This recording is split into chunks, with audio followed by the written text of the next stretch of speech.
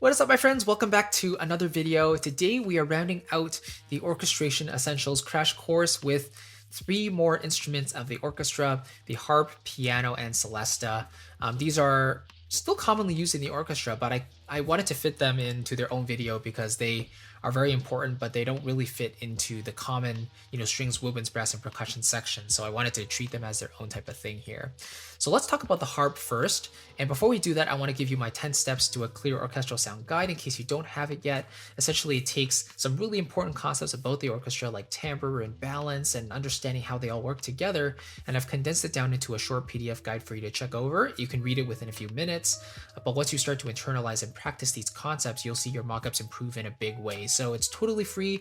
If you want to check the link in the description box below, it'll take you straight there and you can download it as my gift to you for watching this video. So let's check out the harp really quickly here. It has plucked strings, right? It has strings all the way throughout from bottom to top, and you can pluck them with your fingers or with little picks, right? And they're usually tuned with pedals. Different pedals you can shift up and down to change the different notes of the scale. So when you play glissandi, it plays the scale of your choice, basically. The range here is from B-1 to G#6, which is basically the range of the piano, the keyboard, pretty much all the way. They can perform plucks, glissandi, and arpeggios in contrary motion, and other complex textures. A very versatile instrument. Usually would only need one or two in the orchestra, by the way. You don't need very many. Now the low register has a really good resonance, which is great for arpeggios, but it typically needs more damping to allow more time for the sound to kind of dissipate. Because if you play low stuff very quickly, the sound will just build up very, very quickly, right? And then it might sound muddy. So you want to allow more time for the sound to kind of dissipate before you continue playing other notes there. So that's why typically low glissandi aren't written as much, and typically they're not as well heard, The higher you write, the more easily our ear will pick these things up.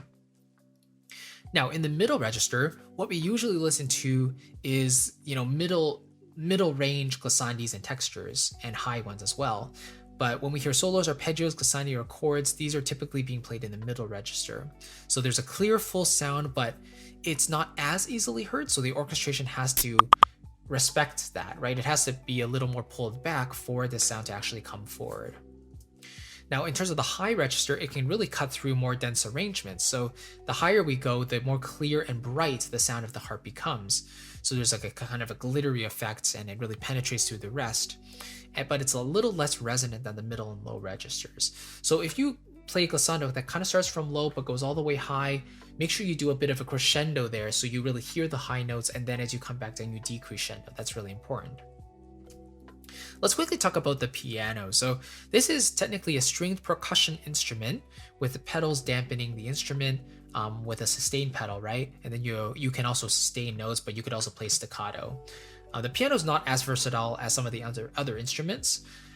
You can play trills and stuff, but usually it's either sustain notes or staccato notes type of thing. So the range is from A-1 to C7. It's the largest range of any instrument in the orchestra. It has a great dynamic range, very subtle and quiet, very loud and percussive. And the low register is warm and round on the grand piano if it's a good piano. And similar to the harp, you don't want to play large groups of notes close to each other in the lower registers, just respecting the harmonic series and not allowing the overall sound texture to become too muddy and unbalanced.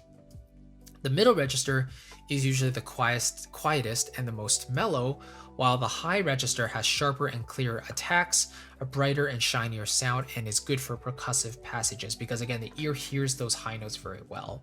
So kind of similar to the harp, you want to respect the ranges appropriately. And finally, let's talk about the Celesta. So it's kind of similar to piano in terms of the shape and construction, and is usually played by the pianist. The range here is from C2 to F7, so not as large of a range as the regular piano, but still a few octaves, which is great. And it has a kind of a quiet and soft, unique sound compared to other instruments, usually better with light orchestration because you don't want the other instruments to kind of swallow up the sound of the Celesta.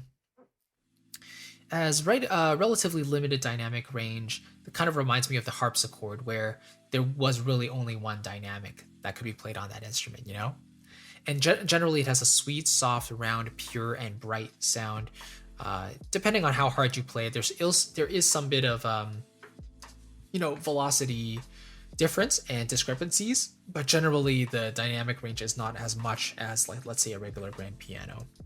And finally, it can play melodies, chords, and arpeggios, so kind of similar to the piano we talked about. So I tend not to use the Celesta all that much in my writing. I tend to use the piano and harp very frequently, also like choir and stuff with the rest of the orchestra sections. But it's just good to know that the Celesta can also do more of a piano job to kind of fill in the harmonic background. That's also very common. So yeah, that's a very quick overview of these 3 instruments. Hope it gave you a couple of ideas. And as usual, please listen to examples of each of these. I would definitely recommend checking out performances and just listening to how these instruments interact with each other. The whole purpose of this course was to just give you some ideas of what these instruments can do, their ranges, and what I would personally use them for myself.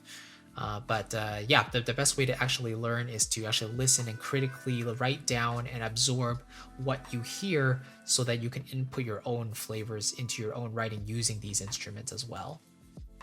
Hopefully this series gave you an insight. I really appreciate you sticking with me throughout this. Thank you so very much. And of course, if you don't have the 10 steps to a clear orchestral sound guide yet, it's totally free. It's in the description box below. And again, it basically combines 10 very important, crucial elements that you need to know in order to make your orchestral mockup sound great.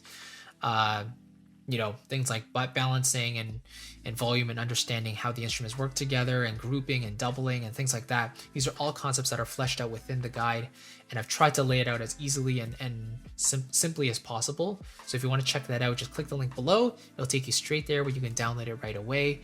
Thank you so much again, my friend, for watching this video. I'll catch you tomorrow and have a wonderful day. Take care. Bye-bye.